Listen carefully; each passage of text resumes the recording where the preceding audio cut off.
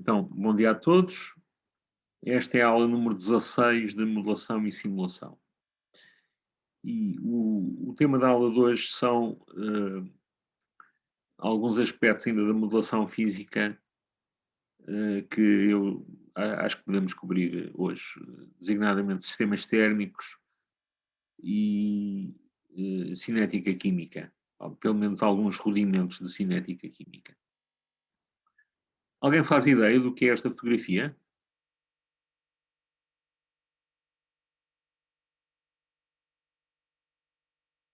É um forno? Isto é uma fornalha. É uma fornalha, não é exatamente um forno, é uma fornalha. É uma fornalha de queima de biomassa.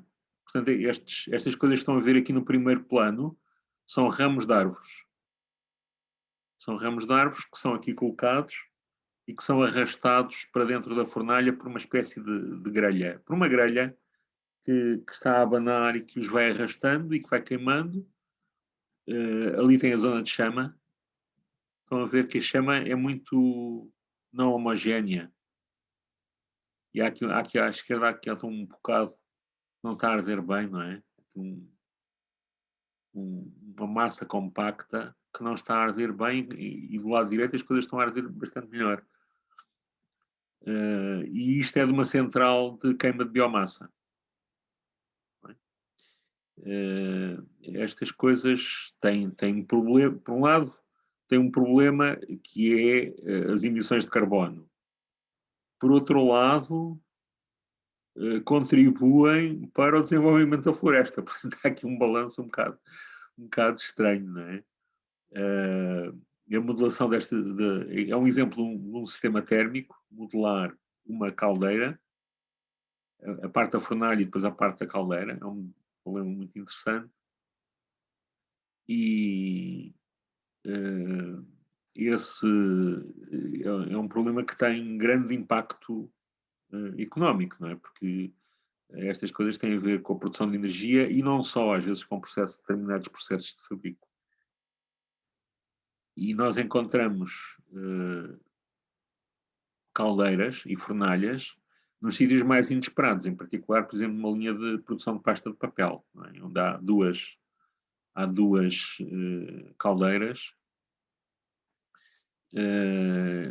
há duas, desculpem, fornalhas, de facto dois pequenos grupos, pequenos que não são tão pequenos como isso, grupos termoelétricos que se destinam a reaproveitar resíduos. Não é? O papel é feito, a pasta de papel é feita a partir de madeira e essas duas unidades termoelétricas destinam-se a produzir energia com os resíduos da produção de papel. E não só, há muitas coisas na indústria que requerem ou fornalhas ou caldeiras ou as duas coisas. Bom, nós vamos ver alguns princípios básicos de modelação e que de facto são os princípios que se usam para modelar estas coisas. E vamos passo a passo. Estas coisas podem ser confusas. Eu olho para livros e às vezes há uns livros até muito populares sobre controle, que é uma introdução à modelação e que a pessoa lê aquilo e ainda fica mais confusa depois de ler do que antes. Eu tentei ser o mais racional possível e acho que é possível nós percebermos isto bem. Portanto, primeira coisa, os sistemas térmicos dizem respeito ao aquecimento de corpos e ao transporte de energia térmica. O calor é o transporte da energia interna dos corpos, na forma de agitação molecular. Não é? E há uma relação que nós não medimos a quantidade de calor, ou se mede em laboratório em condições muito especiais, o que medimos é a temperatura. Não é? Qual é a relação entre a quantidade de calor fornecida a um corpo e a temperatura? Se eu tiver inicialmente a uma temperatura T1 e depois eu lhe fornecer uma quantidade de calor Q, reparem que isto é uma energia, está bem? Essa quantidade de calor Q vai ser proporcional à diferença entre a temperatura que o corpo tem no fim e que tinha no início. E a constante proporcionalidade depende da massa do corpo e de uma constante que é o calor específico da substância, peço desculpa, da substância de que é feito o corpo, este CP. Bom, isto como está, não é muito prático, porque nós trabalhamos sempre com a temperatura, não trabalhamos com quantidades de calor. Então,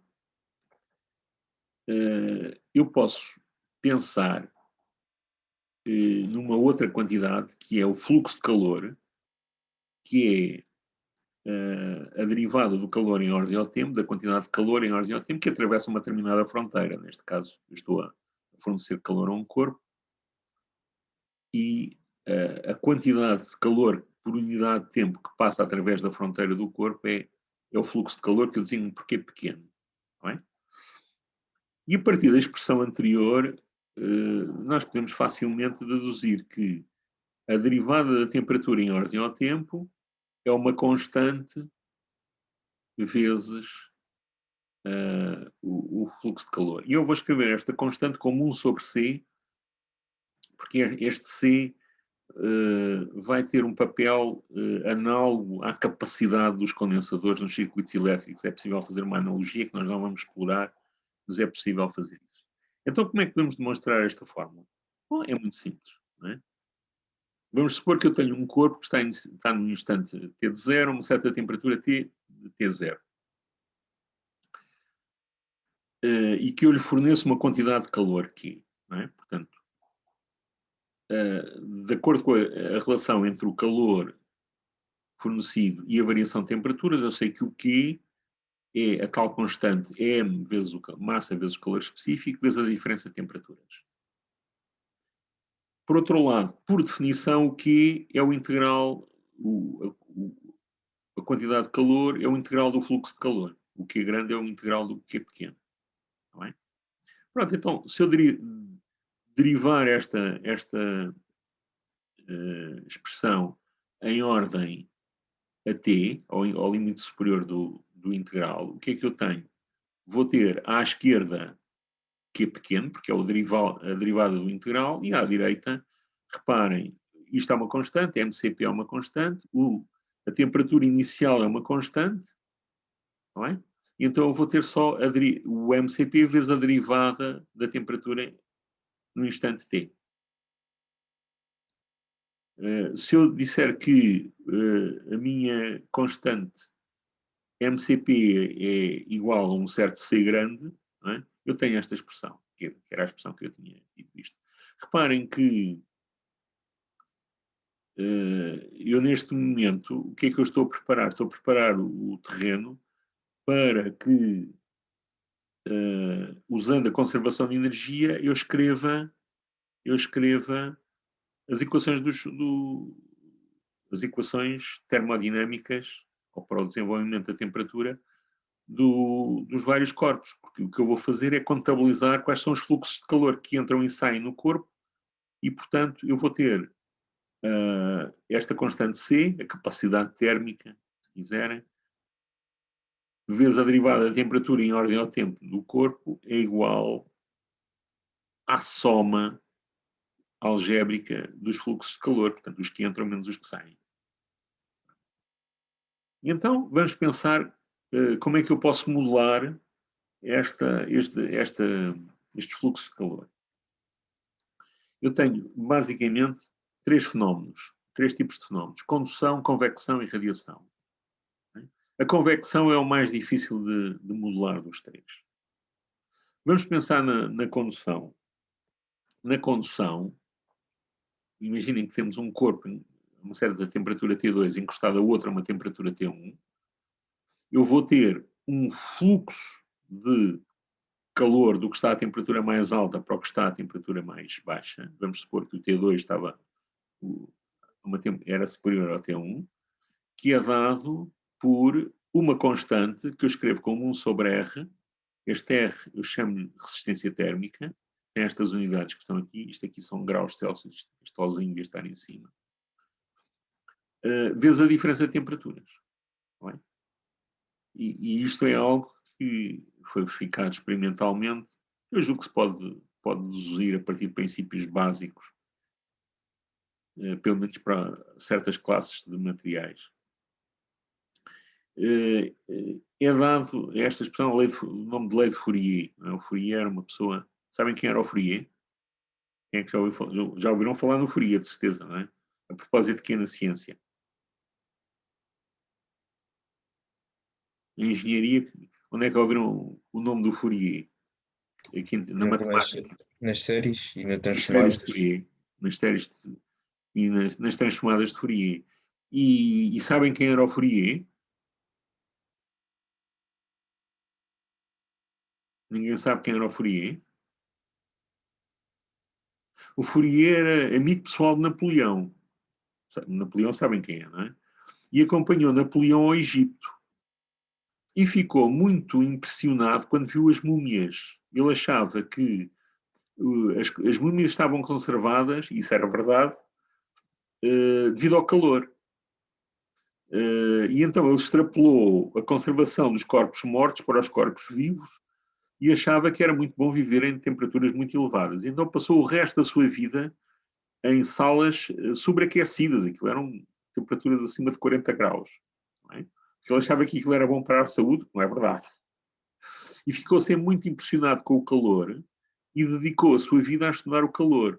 Portanto, a equação de propagação do calor a equação foi pela primeira vez posta por ele como uma... reparem que eu vou ter, em geral, fenómenos que dependem do tempo e do espaço, não é? Ao longo do espaço eu vou ter fluxo de calor de um lado e fluxo de calor do outro, etc. E foi para resolver a equação do calor que ele pensou nas transformadas. Portanto, a transformada de Fourier e as séries de Fourier aparecem como uma ferramenta que ele desenvolve por causa da sua obsessão com o calor. Isto é uma à parte. Portanto, para nós a lei de Fourier é este aspecto, ou se quiser, não tem que se lembrar da lei de Fourier. Não é? Depois no exame diga qual eram os nomes de amigos do Fourier. Pode ser uma pergunta, não é? Não vou fazer nada disso, porque não estava a fugir ao assunto. O que é importante é que, quando eu tenho dois corpos em contacto, e portanto eu tenho transferência de energia por condução, energia térmica por condução, eu vou ter um fluxo de calor do corpo mais quente para o corpo mais frio, aproximadamente dado por isto. Pela diferença de temperaturas vezes uma constante. Depois, na convecção, a convecção são fenómenos muito complexos e que podem ser muito variados até. Porquê? Porque na convecção eu tenho o transporte do calor associado ao transporte de massa. Portanto, há massa, por exemplo, um gás, que leva calor. Não é? São as correntes de ar que fazem frio. Aqui, essas, em vez de nos trazerem calor, levam-nos o calor. Não é? E pode ser ar ou podem ser gases. Por exemplo, se eu tiver uma fornalha, eu vou ter, na atmosfera da fornalha, a temperatura não é uniforme e, portanto, há vento. Não é? Há diferenças de pressão e há fluxos de gás, há ar misturado com gases de queima, que andam de um lado para o outro. E ao fazer essas massas de gás, ao deslocarem-se, levam consigo energia. Imaginem que isso pode ser muito complicado. Num forno de vidro,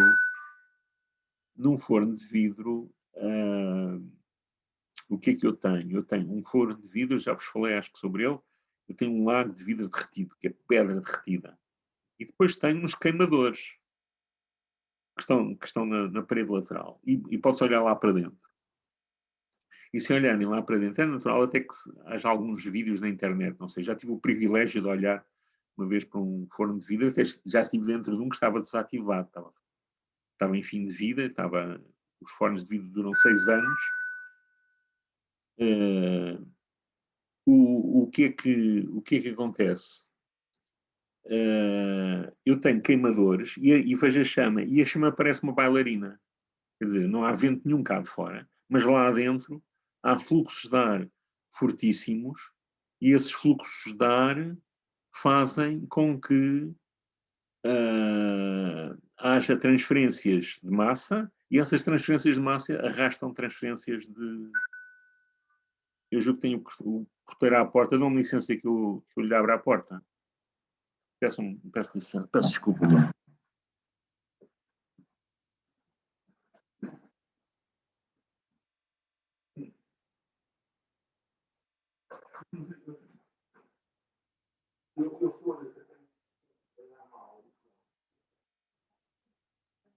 Ok, agora não posso.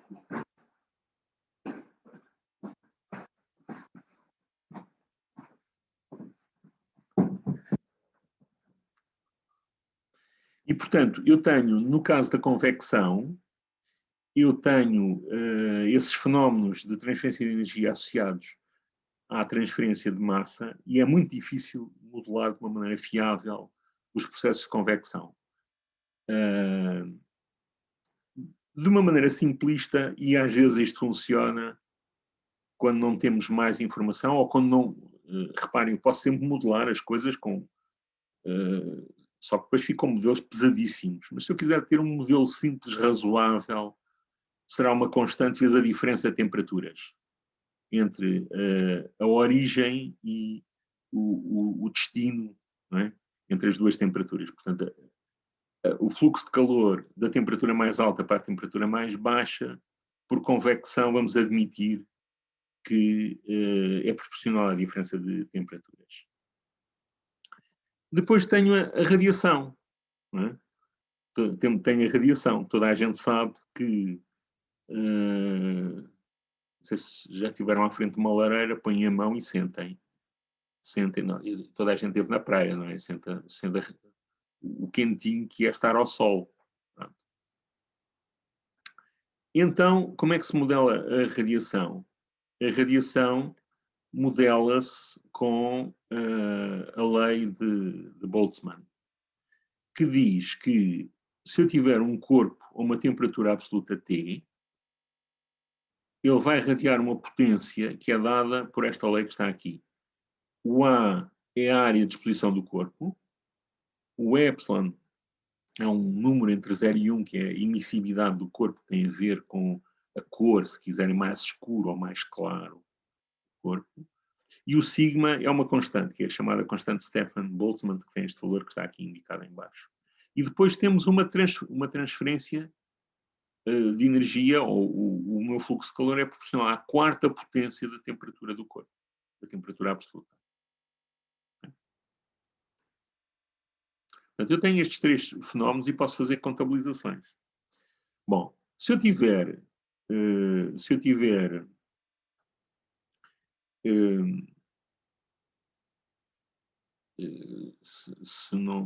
puder desprezar a convecção e a radiação,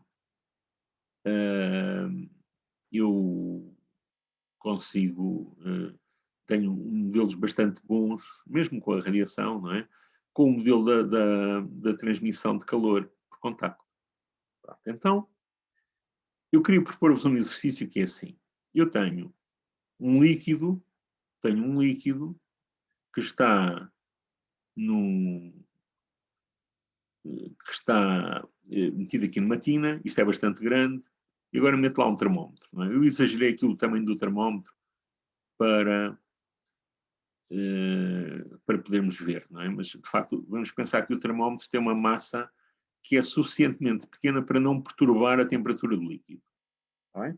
E o líquido está à temperatura TIL. Portanto, quando eu ponho cá o termómetro, ele vai absorver alguma energia, mas eu vou supor que isso não é suficiente para perturbar a temperatura TL. E vou ter a temperatura do termómetro, do mercúrio do termómetro, não é? Que eu designo por TM, que inicialmente tem um certo valor, mas depois vai variar e vai estabilizar. Não é? Toda a gente já viu a febre, não é? Nesse caso, nós não pomos o termómetro num banho, pomos no nosso corpo. Encostamos ao nosso corpo. Então, aquilo que eu queria era que escrevam uma equação para o TM, uma equação diferencial. E agora reparem, quais são as ferramentas que nós temos? Por um lado, temos aquela relação fundamental que diz que há uma constante vezes a derivada da temperatura em ordem ao tempo é igual ao fluxo de calor para o corpo, o fluxo positivo de calor. E depois temos a lei de condução, não é? Se eu tiver dois corpos, um a uma temperatura T2 e outro a uma temperatura T1, eu vou ter um fluxo de calor que é dado por esta expressão que está aqui embaixo. Não é? Então, vamos pensar que eu tenho, para simplificar as coisas, isto funciona independentemente da relação de temperaturas, mas para simplificar as coisas, vamos supor que a temperatura deste líquido era superior à do mercúrio. Está bem? Então escrevam a equação diferencial, vejam lá se conseguem escrever uma equação diferencial para o TM. Já vejo uma mão ali levantada? Não, mas é uma questão. Ok, diz. Aqui nas ajudas, o professor na primeira equação põe C dt igual a Q. E este Q é o fluxo, certo? É o fluxo de calor, exatamente. Mas este Q de baixo Sim, não é o mesmo do de cima, ou é? é. E porquê que tem uma temperatura T2 fixa? É normal? Onde é que está escrito o T2 fixo? Q igual a 1 sobre RT2 menos T1. Vamos lá ver. Isto é uma mnemónica. Agora, eu podia até nem ter posto nada. Agora diz assim, com aquilo que eu estive a dizer antes, ok? Escreve lá a temperatura do TM. Pronto. Isto é de memória, não é? É para... Agora tens que ver o que é o T2, o que é o T1, o que é o R. Okay. Jogo de cintura. Supomos que o banho fica a temperatura constante. Exatamente. Portanto, vamos supor que o termómetro o banho vai perder um bocadinho de energia, não é? Mas vamos supor que ele perde tão pouca energia que o TL se mantém constante. Ok.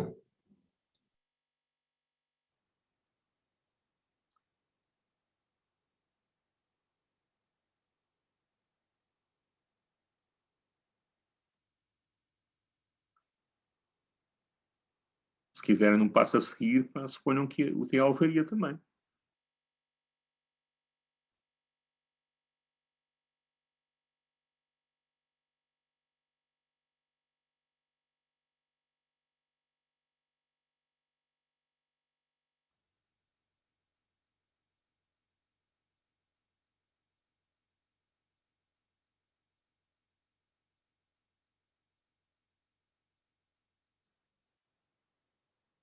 Isto é uma coisa que é quase instantânea.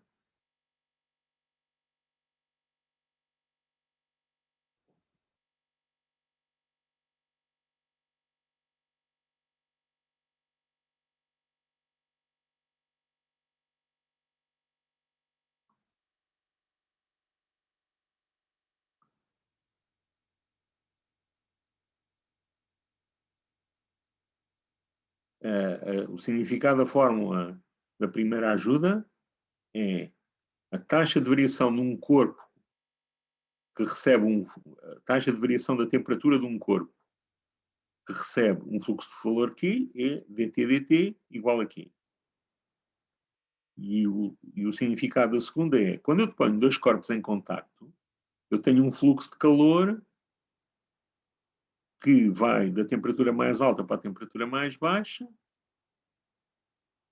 e que é dado por aquela expressão 1 sobre R T2 menos T1. Claramente que o T2 vai ser maior que o T1.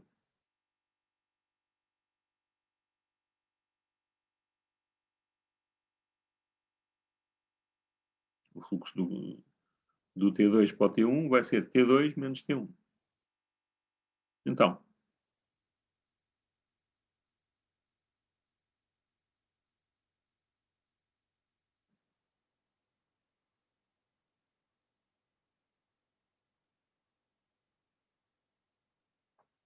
vamos lançar. É? Vamos lá ver. Qual é a variação da temperatura do termómetro? Vamos pensar na massa de mercúrio. Vamos desprezar o que se acumula no vidro. para já. Depois a seguir vamos fazer com o vidro. A variação, a derivada da temperatura no mercúrio, vezes C, vai ser igual ao fluxo de calor que ele recebe. Ok? E qual é o fluxo de calor que ele recebe? É 1 sobre R. Isto pode ser interpretado como a resistência da passagem do banho para o mercúrio, TL menos TM. Então agora igual as duas coisas. Não é? Este é o fluxo de calor que o mercúrio recebe e este é o fluxo de calor que está a passar. Ora, um é igual ao outro.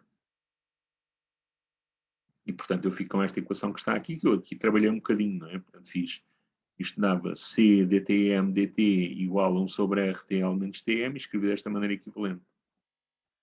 E tem uma certa condição inicial, que é a temperatura inicial do mercúrio. Isto aqui aqui falta um M, não é? Seria Tm de 0 igual a um certo T0, era a condição inicial do mercúrio.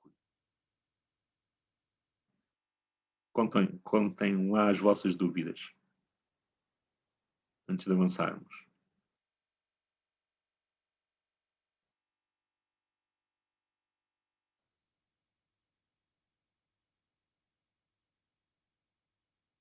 Ninguém quer perguntar nada? Isto foi perceptível ou não? Para alguns, pelo menos. Sim. Sim. Porquê que é TL menos TM e não TM menos TL? Não percebi muito bem. Este vai ser o fluxo do L para o M. A ver.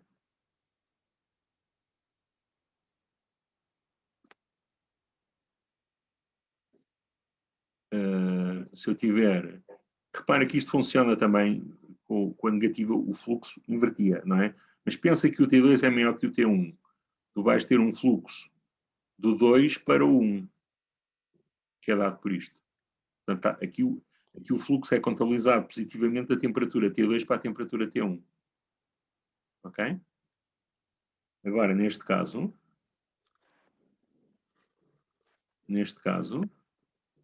quando tu fazes TL menos TM, suponho que o TL está a uma temperatura superior à do mercúrio.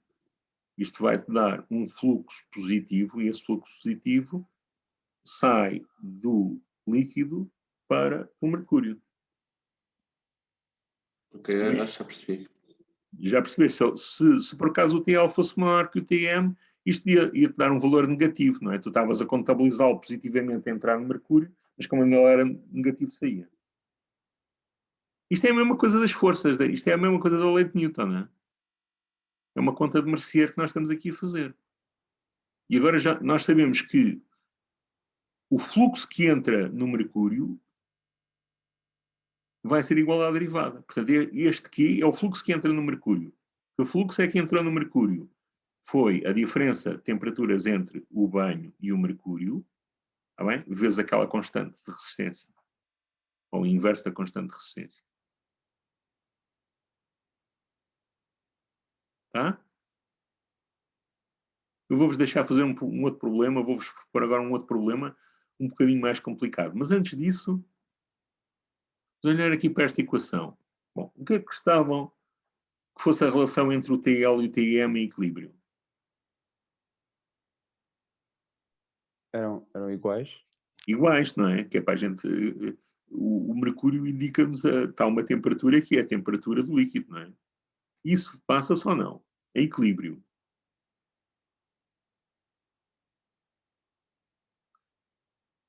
Quando o TM é constante, qual é a relação entre o TM e o TL? Olhem para a equação e vejam que são iguais porquê? E no equilíbrio a derivada é nula e fica Tm igual a TL. Exatamente. Ok? Exatamente. E digam-me lá uma coisa. Agora, mostrem-me lá que no equilíbrio não há fluxo de calor entre o banho e o termómetro.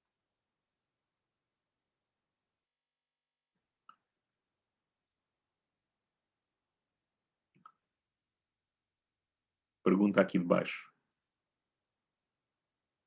Então, se nós já demonstramos que no equilíbrio Tm é igual a TL, a subtração deles vai ser nula, logo QT vai ser nulo. Exatamente. Ok. Pronto. Agora, Agora, pensem no problema que é, a energia não passa diretamente para o mercúrio. Ok? Passa do mercúrio para o vidro e depois do vidro para o mercúrio. Não é?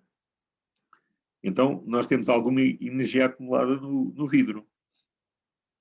Vamos supor, uma vez mais, que essa energia não faz variar a temperatura do líquido.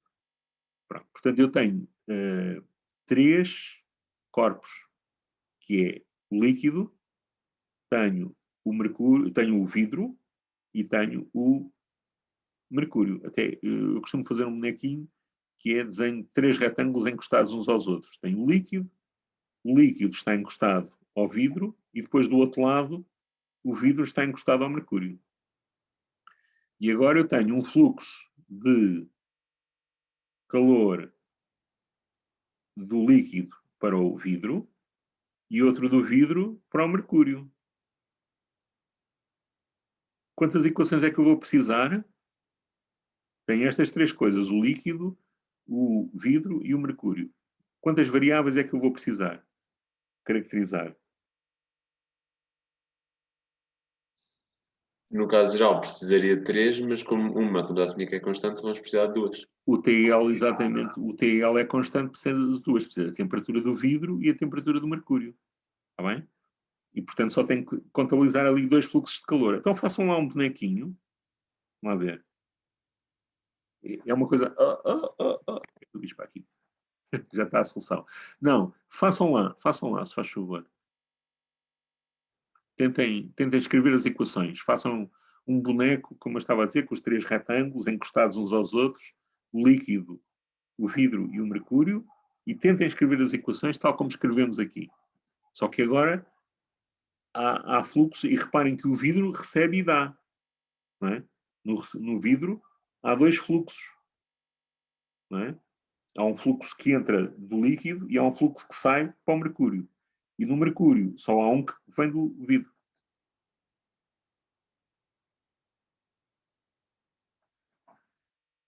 Quando tiverem as equações, levantem as mãos, se faz favor.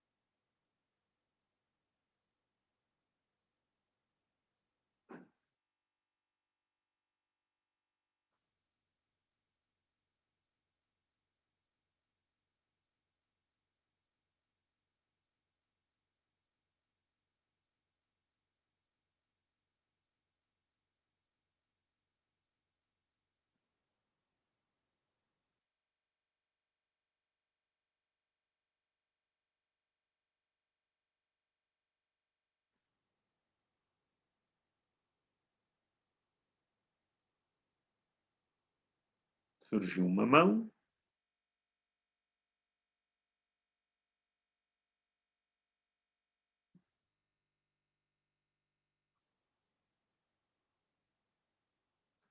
Vamos dar mais um tempinho para ver mais mãos.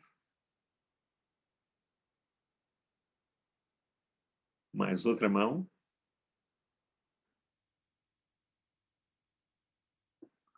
Eu, entretanto, vou aproveitar para ler o jornal.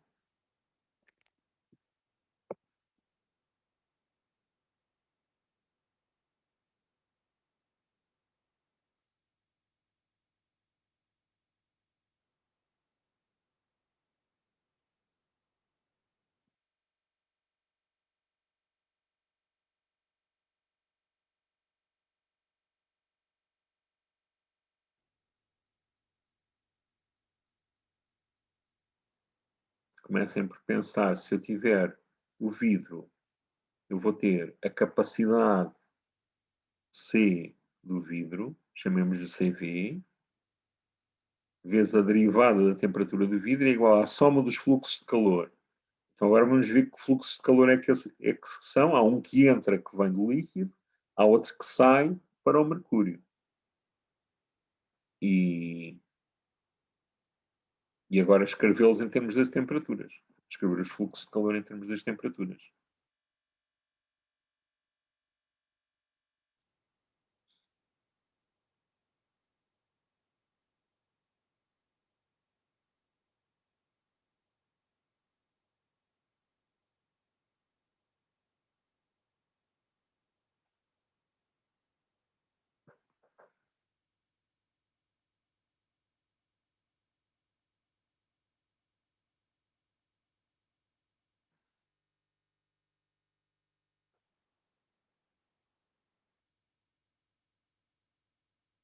Então, mais ninguém?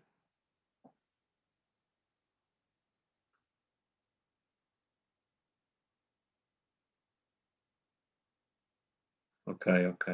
Então, vamos ver. Não é? Portanto, eu tenho o líquido, que eu representei aqui pelo quadrado verde. Quando eu penso nisso, penso nas fronteiras entre os corpos, não é? Não estou a pensar na geometria. Eu estou a pensar que tudo isto é homogéneo. Se eu tivesse diferenças no espaço, eu tinha que partir aquilo em bocadinhos em que as coisas fossem homogéneas. Não é? No limite, acabava com equações às derivadas parciais.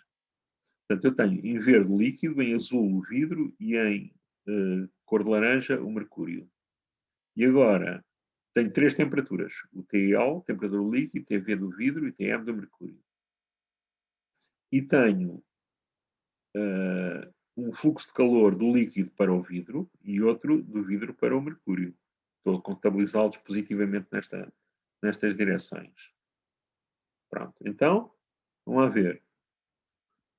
Vamos escrever a equação para o TV. Será a capacidade, o C1 é a capacidade do vidro, esta constante,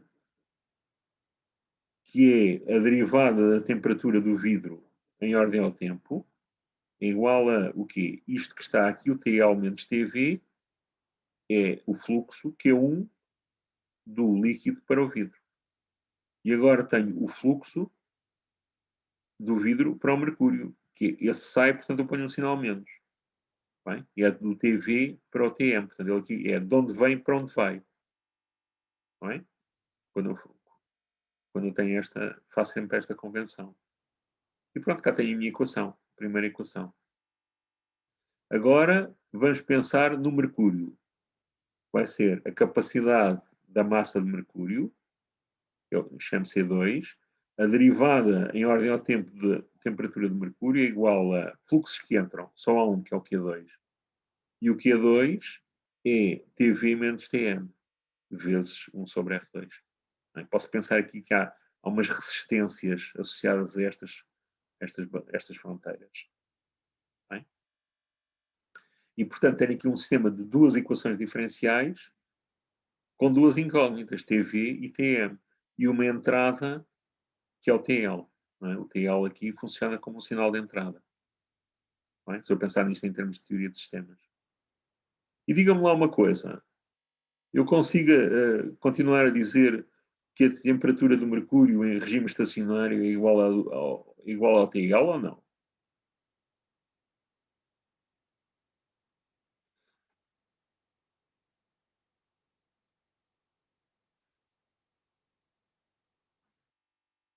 Vou só repetir a pergunta, professor. A minha pergunta é, nós há bocado chegámos à conclusão que em regime estacionário, portanto, quando as temperaturas são constantes, a temperatura do mercúrio era igual à temperatura do vidro. Desculpem, do líquido. E conseguem continuar a provar isso ou não? Neste caso, a temperatura do vidro no equilíbrio é igual à temperatura do mercúrio. Ok, então vês isso por onde? Por esta segunda equação. Segunda equação, a derivada é zero, portanto fica TV igual a TM. Ok. E depois? E por outro lado, a temperatura do líquido também é igual à temperatura do vidro. Mas Sabemos porquê? porque isto aqui no equilíbrio é zero. O que é que Substituindo isto o quê? 1 sobre R2, TV menos TM é zero no equilíbrio. Ok, veio da E a equação outra de baixo. derivada, o C1 dTV dt também é zero. Portanto, o TL é igual a TV no equilíbrio. 5 estrelas. Sim, senhor. Isso mesmo. Epá, é um raciocínio simples, mas nós temos que o fazer com agilidade e fizesse isto muito bem. Está bem? Perceberam este mecanismo de contabilização agora? Isto é uma conta de merceeiro. Pá. É capacidade vezes a derivada da temperatura igual à soma algébrica dos fluxos. E depois é vermos como é que se exprimem os fluxos. Não querem perguntar nada? Há uns que perceberam. Se calhar há outros que não perceberam e estão calados. E não têm que estar calados, não têm que ter vergonha de dizer que não perceberam. Julgam que isto foi fácil para mim perceber. Não é que eu tenha percebido agora, já percebi há mais tempo. Mas quando olhei primeiro para estas coisas, tive que pensar um bocadinho nelas. Portanto, não há vergonha nenhuma a pessoa dizer que não percebe. Professor, uma questão. Num caso geral em que nós queiramos a temperatura, por exemplo, do vidro em toda... Imagina que está aí um eixo do X, em todos os pontos do eixo A do X. temperatura depende do espaço, é? A temperatura Sim. depende do espaço. Tu podes fazer uma coisa aqui. Imagina que tu tinhas um termoacumulador. Está bem? E então podes partir a água no termoacumulador em fatias. Suponho que tens... o teu termoacumulador tem 1 metro de altura. E tu consideras fatias de 10 centímetros. Ok? E então já tens uma aproximação. Portanto, a água tipicamente no termoacumulador é quente em cima e é fria em baixo. E de 10 em 10 centímetros tens uma medida de temperatura. Portanto, essa é uma abordagem possível. No limite, isto vai-te dar uma equação às derivadas parciais. Está bem? Vai-te dar uma... que depois está relacionada com a equação do calor. Ok, então é ir fatiando um elemento grande em vários mais pequenos. Exatamente. Exatamente. E depois as resistências dependem só desse material, não é? As resistências dependem dos dois materiais, não é? No caso, se for dentro do material. Se for água, dentro do material depende do material. Isso agora aí entraste no domínio da física dos materiais, não é? Para caracterizar isso. Normalmente o que essas coisas se fazem, ou a maneira como essas coisas se fazem é eu faço ensaios e depois estimo esses parâmetros. Não os vou obter por princípios físicos básicos. Alguns consigo fazer isso, mas outros eu vou, a partir de dados experimentais, eu vou estimar os parâmetros. Ok. Está bem? Repara, nos campos de coletores solares térmicos, tu tens um depósito. E tens às vezes tens dois depósitos, não é? Portanto, nas centrais muito grandes, tens dois depósitos, um com óleo quente e outro com óleo frio. E estás a tirar o óleo do depósito que tem o óleo frio, passas pelo campo de coletores solares, aqueces e mandas para o depósito que tem o óleo quente, de onde depois extrais o óleo para gerar energia, vaporizar água, por exemplo, e retorna ao óleo frio. É um circuito assim. Agora, em campos mais pequenos, só tens um depósito que tem óleo frio, em baixo e óleo quente em cima. E o óleo vai descendo quando o usas. Não é? Portanto, tu tiras o óleo de baixo para o aquecer e reinjetas em cima. Quando queres usar, tiras de cima, vem quente, vaporizas a água para uma turbina, por exemplo, e depois reinjetas em baixo. O que é que acontece? Esses óleos são óleos muito pouco condutores da temperatura. E, portanto, tu consegues ter camadas estratificadas que ficam 24 horas, às vezes mais. Tu pões lá uma certa distribuição de temperatura e ela fica ali. Não é? Se pusesses água, a certa altura a água estava toda a uma temperatura homogénea porque havia trocas. Não é? Porque a água, Então o professor disse que eles são muito pouco condutores ou muito maus condutores? muito pouco condutores, portanto, são maus condutores do calor, esses óleos. São óleos sintéticos especiais que se usam em certas centrais, em certos campos de coletores solares. Então, mas se eles são pouco condutores, depois também têm pouca capacidade de fazer trocas com os outros meios para aquilo que se pretende, pode aquecer ou não? Não, porque aí não. Eu estou a falar dentro do óleo, não é? Ok? Dentro do óleo, ele não. Depois o que é que acontece? Tens um tubo fininho, não é? Mas aqui normalmente são dentro do próprio óleo, ele não conduz de um lado para o outro. Mas quando queres vaporizar a água, tens um tubo fininho e esse tubo está. Portanto, tens pouca quantidade, portanto, para a energia passar do óleo para a água, se quiseres vaporizar água, a energia passa, não tem que passar de óleo para óleo para depois chegar à água. Como aquilo está num tubo fininho, passa quase diretamente para a água. Portanto, esse problema não se põe. Eu trabalhei bastante fiz muitos ensaios com um campo experimental em Almeria, que tinha um desses tanques, e nós conseguíamos fazer experiências em que impunhamos uma distribuição de temperatura e aquilo ficava de um dia para o outro. Até fazíamos isso de propósito, depois para fazer ensaios, quando a temperatura do óleo à entrada variava, ficava de um dia para o outro. Mas portanto, se for importante, se a tua temperatura não for homogénea, já não usas equações às derivadas totais, usas equações às derivadas parciais. Uma situação intermédia que resolve 90% dos problemas consideras, portanto, aqui não terias temperatura. Imagina que o teu mercúrio estava estratificado em zonas, não é? Tinhas o mercúrio que estava em baixo, o mercúrio que estava no meio, o mercúrio que estava em cima. Portanto, em vez de teres uma temperatura de mercúrio, tinhas 3. E contabilizavas os fluxos de energia tal como fizemos aqui. Está bem? Ok. Uma outra coisa engraçada, ou uma outra coisa engraçada, quer dizer, uma outra aplicação que podem considerar é assim, se eu tiver uma casa, eu posso pensar nisto como as divisões de uma casa. E agora eu tenho transmissão de energia das divisões de uma para a outra. Não é? Tenho aqui coisas que entram, por exemplo, ar-condicionado, uma entrada diretamente por convecção, mas aí eu contabilizo a quantidade de energia que está a ser retirada. Não é? Diretamente. E, portanto, é como se eu tivesse a impor um fluxo de energia. O quê? O ar-condicionado pode ser modelado assim. Ou uma fonte de calor também. Num caso é negativo, no outro caso é positivo. E depois tenho a transmissão entre as várias divisões e das divisões para o exterior. Portanto, eu vou ter resistências entre as várias divisões e resistências através das portas e janelas para o exterior. Não é? Portanto, posso modelar estas coisas assim. Há prédios que são modelados assim, não é?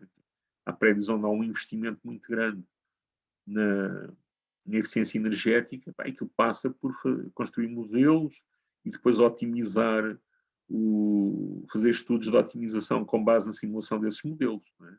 E com essa ideia que isto não é assim uma coisa, não é ficção científica. Estamos a falar depois de qual é a vantagem. O modelo só por si não nos ganha nada, mas permite fazer estudos que permitem otimizar o consumo de energia. Reparem que quando eu tenho várias salas, eu posso ter também convecção, não é? Posso abrir portas ou janelas e a certa altura tem correntes de ar que passam. Isso é convecção, não é só transmissão por condução. Alguma pergunta final? Ok, então deixem-me mostrar-vos aqui um outro exemplo, só para fecharmos esta parte da transmissão de calor. Um forno solar. Não é? Aqui tem o maior forno solar do mundo, neste momento não está ativo. Como é que isto funciona? Estão a ver aqui estas coisas aqui nesta encosta, isto são espelhos. São espelhos que refletem a luz do Sol para esta grande parábola, que concentra os raios ali. Não é? É como se fosse uma coisa assim. Portanto, eu tenho o Sol, eu tenho os heliostatos, aqui só tenho um, mas de facto naquele campo estão a ver que há muitos, e eu vou transmitir a luz do Sol, que são raios paralelos, para a parábola. Tenho um concentrador, e depois o concentrador concentra na amostra. E aqui tem temperaturas que podem chegar a 3.000 graus. Não é? Posso usar isto, por exemplo, estudos de materiais, por exemplo, um estudo que é feito é as telhas daqueles veículos dos antigos Space Shuttle, que agora já não existem, eram telhas de cerâmica e a condição de reentrada na atmosfera a altas temperaturas era feita aqui, depois bombardeavam com fluxos de íons, gases ionizados, para simular a reentrada na atmosfera. Eram estudos possíveis. Como é que eu controlo a temperatura? Eu controlo a temperatura com persianas. Está bem? Posso fazer isso de várias maneiras. Tipicamente eu tenho aqui umas persianas. Também posso ter as persianas aqui, nesta zona da concentração.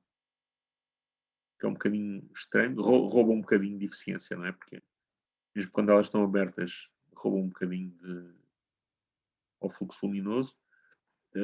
Ou então tenho à entrada dos raios paralelos, eu tenho persianas e isto fecha, não é? Estou a ver as persianas de lado, estes risquinhos inclinados rodam, não é? E isto fecha tudo, fica tudo fechado.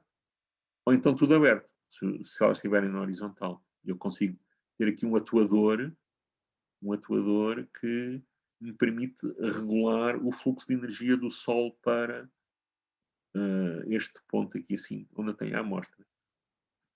Há uns fornos que são verticais e, portanto, isto está tudo rodado de 90 graus. Não é? O que significa que há um buraco no chão. Isto aqui sim é o chão. Esta torre aqui é o chão. Tem um buraco para a luz entrar. Não é? Isto está no teto. O espelho está no teto. O espelho concentrador está no teto. E o heliostato está... Portanto, isto é o chão de um edifício. Não é? Então, digamos, no 8º andar. Depois isto está no teto. E no chão do edifício, no resto do chão, tem o heliostato. Neste edifício, reparem, o sol está de além, está aqui deste lado onde diz exemplo, não é?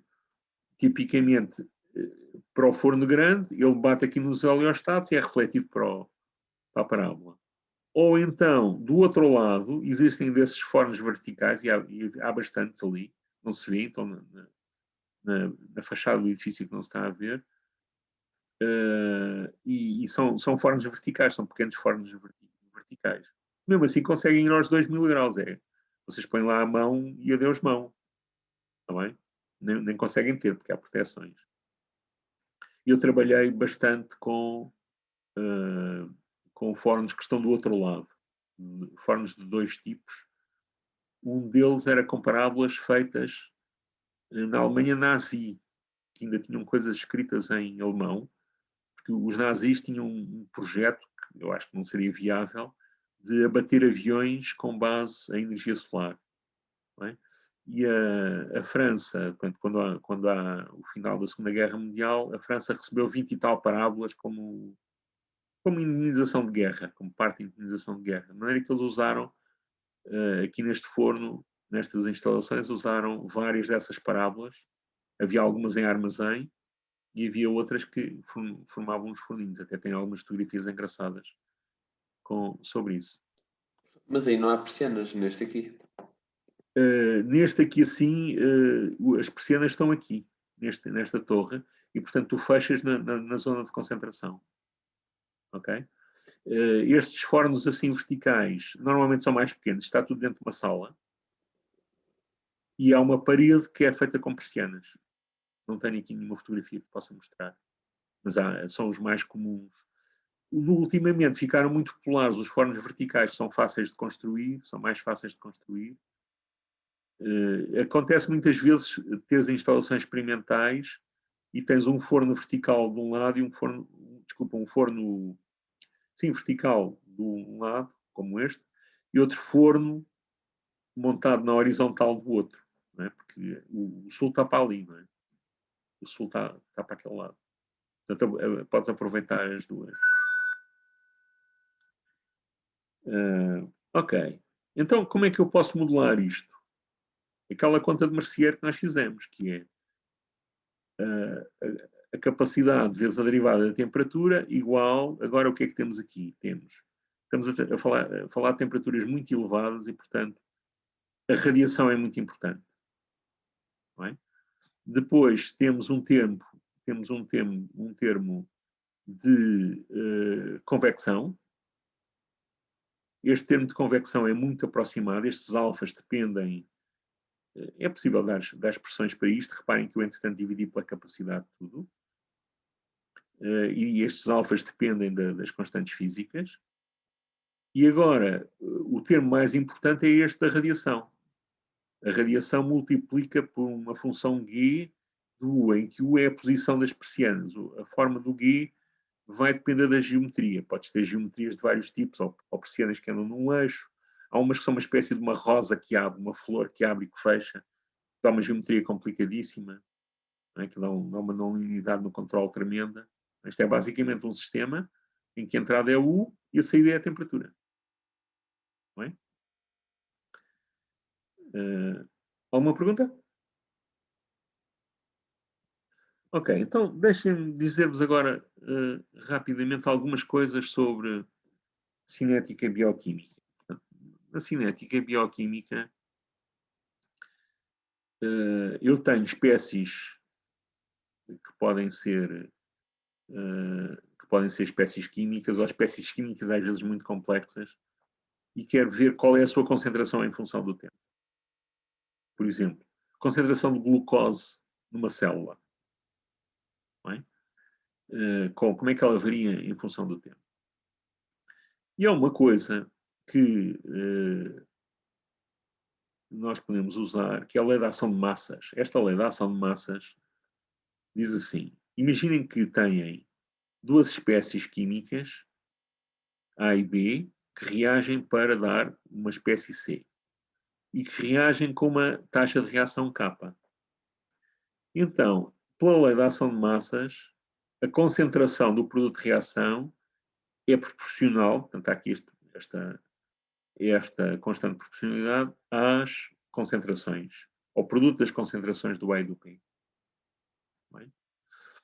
Lembram-se que nós, ainda nas primeiras aulas do curso, eu vos falei em modelos, por exemplo, em que eu tinha relações predador-presa e em que admitia que, por exemplo, a variação de uma das espécies era proporcional ao produto das duas. Não é? Se eu tiver coelhos e raposas, eu vou admitir que a variação dos coelhos seja, neste caso o K seria negativo e proporcional ao produto do número de coelhos e do número de raposas. Posso ver isso em termos de concentrações. Tá bem? Portanto, isto de facto é algo razoável. Em termos, agora resta saber se pega com as reações químicas. Para algumas reações, isto é razoável, sobretudo em baixas concentrações. Vamos ver que há reações muito importantes em que eu tenho que pôr aqui um expoente. Em vez de ser só CA vezes CB, é CA levantado um expoente e CB levantado um expoente. E tenho aproximações melhores do que se passa efetivamente. Como é que eu posso escrever estas equações? Bom, no fim de contas eu faço, isto é como se fosse um fluxo. É como se fosse um fluxo, não é? Aqui o CC, o fluxo que aumenta de CC é do A mais B combinarem-se, dá o C. Se eu tiver a variação da concentração do A, tá bem? Ela vai ser menos o A combina-se com o B. Portanto, eu tenho o produto das concentrações do A e do B. E o B é a mesma coisa. Tá bem? E o B é a mesma coisa. E, portanto, eu consigo, aqui neste caso, escrever estas três equações que, de facto, me definem um modelo de estado. Eu posso definir como variáveis de estado a concentração do A, a concentração do B, a concentração do C, e ficam estas equações que estão aqui. Reparem que elas são não lineares, porque há aqui produtos das variáveis. Não é? Reparem também que a variável 3 depende da 1 e da 2, mas a 1 e a 2 não dependem da 3. Portanto, eu podia ter um modelo só para a 1 e a 2 e o 3 depois era uma consequência. Eu podia ter só isto, simplificava o meu modelo.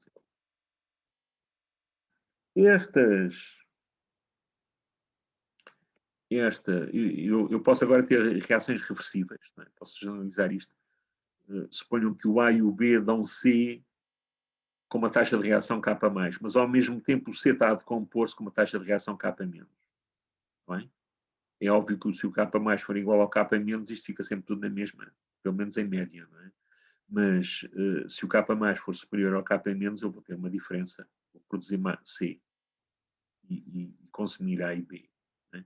E aí assim eu faço a mesma contabilidade de fluxos. Por exemplo, o fluxo do A é o quê? Tenho o consumo na reação associado ao K+. Mas depois o C decompõe-se em A e B, cada C dá um A, e portanto eu vou ter aqui aquele K- a multiplicar pela concentração C, que vai dar um A. E a mesma coisa para o B e para o C. Não é? No caso das reações reversíveis. Eu posso ter reações muito complicadas. Por exemplo, aqui tem o metabolismo da glucose por um fermento que é o Lactococcus lactis. E isto passa-se dentro de uma célula. Não é? Portanto, isto é a parede da célula, a célula apanha glucose e depois metaboliza aqui uma cadeia de reações. Não é? No vosso corpo existem coisas muito semelhantes. Não é? E isso permite gerar energia a partir dos açúcares. No corpo humano estas coisas são bastante mais complexas até. Aqui, reparem, nós consideramos 7 espécies químicas. Não é? Isto foi uma tese em que eu colaborei na orientação. A tese propriamente dita, aliás, isto vem do trabalho de muitas pessoas, eu já vos vou explicar o que é aqui mais envolvido. Mas eu colaborei na orientação, não era orientador oficial, mas estive em todas as sessões de orientação. E consideraram-se estas 7 espécies. Agora reparem aqui, eu tenho estas potências, tenho estes coeficientes beta 1, beta 2, beta 3, não é? Mas depois tenho potências, tenho para aqui potências que nunca mais acabam. Estes Hs. Portanto, isto são concentrações, o X1, o X2, são concentrações de espécies químicas. E, portanto, qual é o objetivo? Qual era o objetivo? Era observar várias espécies, portanto, isto que está aqui, sim, o vermelho é glucose, peptídeos, por aí fora. Já não sei dizer todas as espécies. Havia medidas experimentais, são estes pontinhos. Também. Só isto é uma coisa que é uma dificuldade enorme. Curiosamente, o grupo que tinha capacidade experimental para fazer estas medidas hoje já não existe. A pessoa reformou-se, formou pessoas, mas depois essas pessoas não foram contratadas e houve uma tecnologia extremamente difícil que se perdeu, até porque isto era feito com as células vivas, não se matavam as células e se faziam análises. Eram feitas com as células vivas, era uma tecnologia extremamente complicada. E a partir dos pontinhos, ajustar os parâmetros do modelo de tal maneira que estas curvas, que são a solução das equações que foram construídas, reparem que isto são este sistema de equações, não é? Com os pontinhos das derivadas, não é? Portanto, isto é um sistema de equações diferenciais e agora aquelas curvas contínuas foram a solução destas equações. Bem? Nós não estimamos todos os parâmetros, não era possível estimar todos os parâmetros, houve uns que foram arbitrados, de alguma maneira percebeu-se qual era um valor razoável para eles, estimou-se outros. De qualquer maneira é um trabalho muito difícil. Não é? O aluno já fez isto já tem uns anos, o engenheiro Rodrigo Piedade, não sei, é possível que a tese esteja deve estar no Fênix, não sei se está acessível ou não, porque já tem alguns anos. Isto para vos mostrar que há situações em que eu posso acabo por ter um modelo em que contabilizo fluxos. Basicamente é a derivada de uma concentração química igual ao que entra menos o que sai, em termos de concentrações. E agora admito estas taxas, não vou calcular isto a partir de princípios bioquímicos fundamentais, vou calcular isto a partir de dados. E tem expoentes. Os biólogos tentam fazer uma abordagem que tentam calcular estas coisas a partir de princípios fundamentais, embora só o consigam em casos muito particulares. Pronto, isto era o que eu vos queria dizer sobre cinética e química. A última coisa, os modelos compartimentais, que já tiveram algum contacto com eles no primeiro trabalho.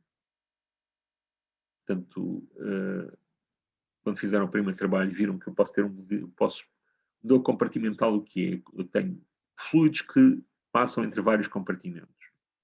E passam como? Eu admito que, se eu tiver dois compartimentos ligados, eu vou de um para o outro com um fluxo que é proporcional à concentração no primeiro compartimento. Reparem, aqui eu estou só a considerar o fluxo do 1 para o 2, porque depois considero do 2 para o 1. Portanto, a soma dos dois é que vai dar o fluxo total. Não é? Os ingleses chamam net flux. Não é? Então, como é que eu vou fazer isto?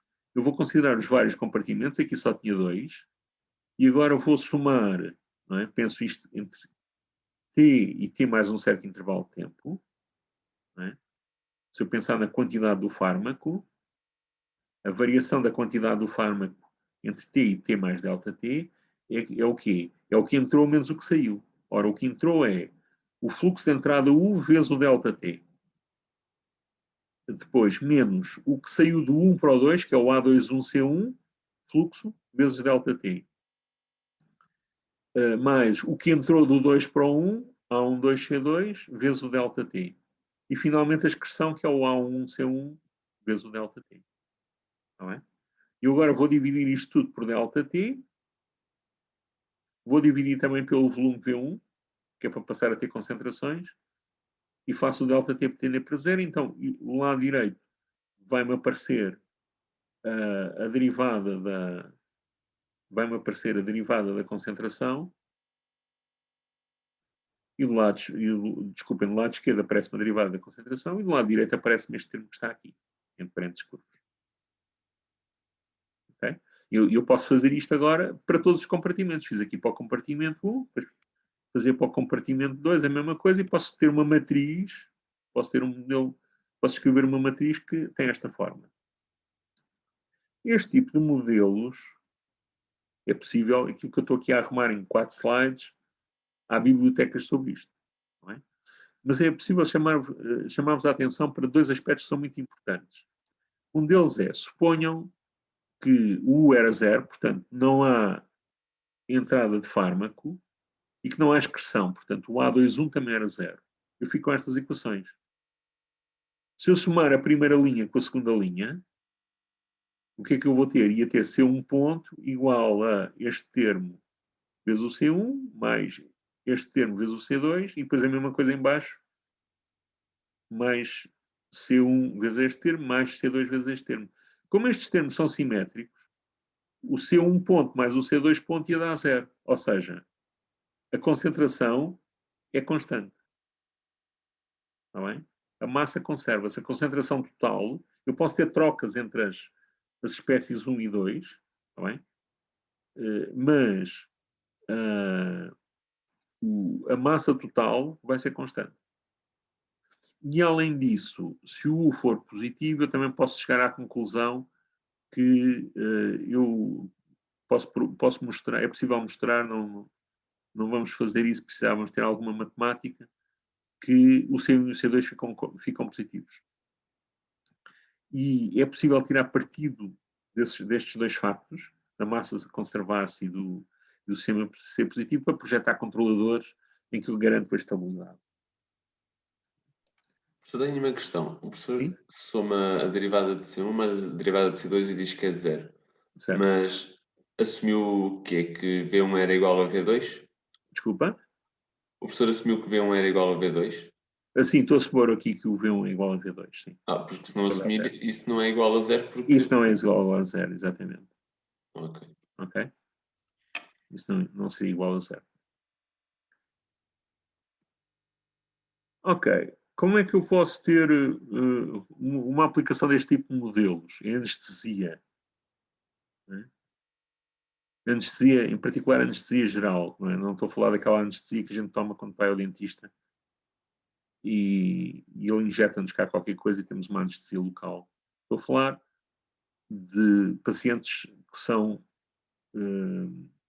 submetidos a, por exemplo, cirurgias. A anestesia tem pelo menos 3 componentes.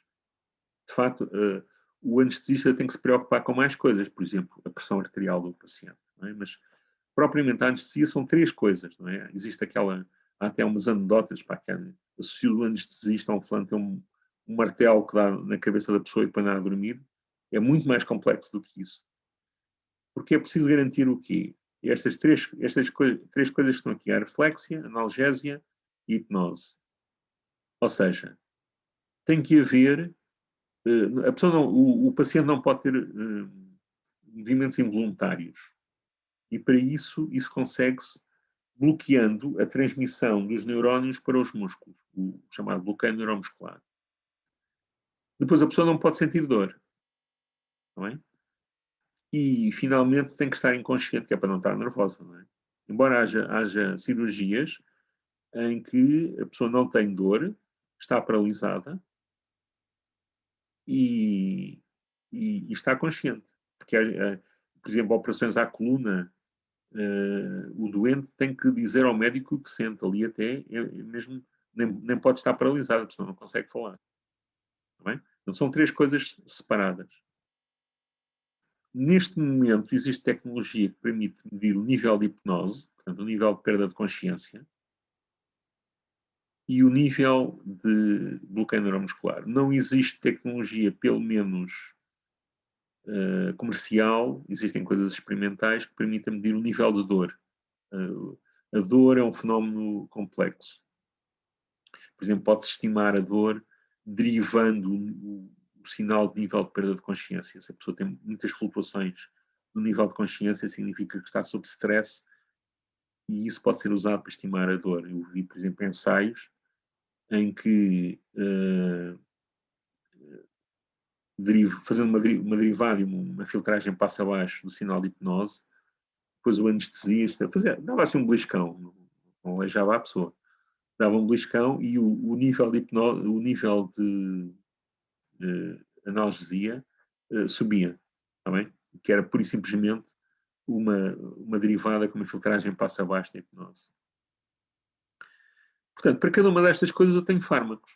Eu posso pensar nisto como sistemas em que os fármacos são o sinal de controle, a dose de fármaco que está a ser administrada. Vamos ver aqui, sim, no caso do bloqueio neuromuscular. Isto é uma fotografia antiga, com alguma tecnologia antiga, mas eu gosto muito dela porque mostra muito claramente as coisas. Né? Agora há bombas muito mais sofisticadas do que esta que estão aqui a ver. Portanto, como é que é? Tem aqui o paciente, não é? Este senhor ia sofrer uma cirurgia geral, não sei exatamente o que é que seria, mas tipicamente estas coisas, o que é que são? São operações à próstata, pequenas operações que se destinam a corrigir qualquer coisa, apendicites, coisas assim. E ele estava entubado e tinha uma seringa, que podem ver aqui, a seringa está aqui, vê-se um bocadinho mal, não é? E que tem um êmbolo, esta peça verde tem um motor que vai empurrando o êmbolo da seringa e que vai injetando o fármaco para um tubo que está ligado à veia do doente.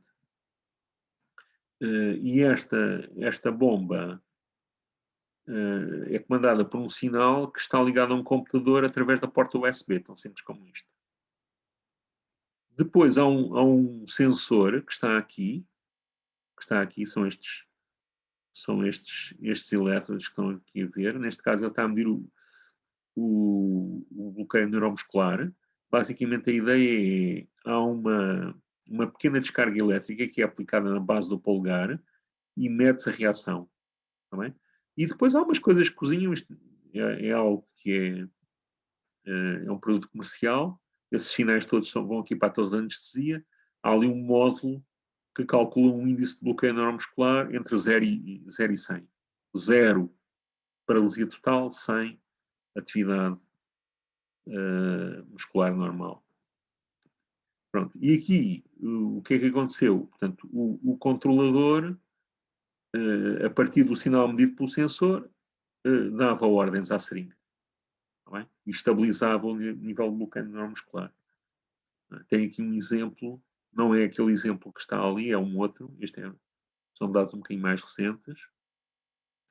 O que é que tem? Aqui à direita tem o bloqueio neuromuscular, em baixo tem o fármaco. Não é? Estes fármacos são fármacos. Há uma série de filmes, não é? Que são os curares, não é? Os bloqueantes neuromusculares. Podem servir para uma pessoa leva uma coisa destas e morre. Morre porque fica consciente, mas deixa de poder respirar e morre por asfixia, tipicamente, porque não, os músculos pararam todos. Portanto, tem aqui assim, este gráfico significa a dose de fármaco. Estamos a falar de doses baixíssimas. Está bem? Aqui, salvo ver, são microgramas por quilograma de paciente. Portanto, isto é micrograma de fármaco por quilograma de paciente por minuto.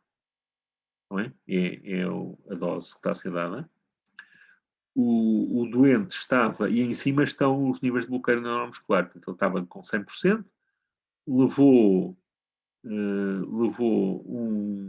uma injeção, um bolos, que não está aqui representado, e depois ainda levou aqui mais 2, estão a ver? E o primeiro não se vê. E o bloqueio vem cá para baixo, depois ele começa a metabolizar os fármacos, e aqui começou o controle automático, onde diz on. É?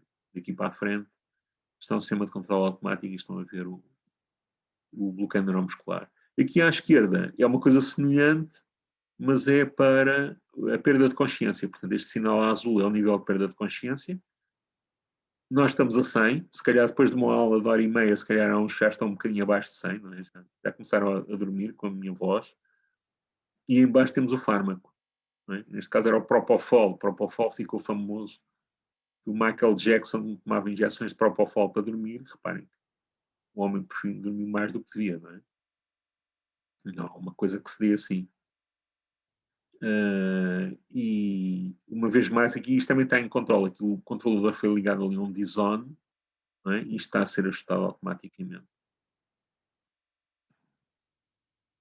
Os modelos, por exemplo, no caso do bloqueio neuromuscular, o que é que eu tenho? Eu tenho a dose de fármaco, pode ser a tracúrio, vecurónio, rocurónio, enfim, tenho um fármaco. Isto é a dose por unidade de tempo. Tenho um modelo farmacocinético, tipicamente com 2 ou 3 compartimentos, e tenho a concentração no plasma.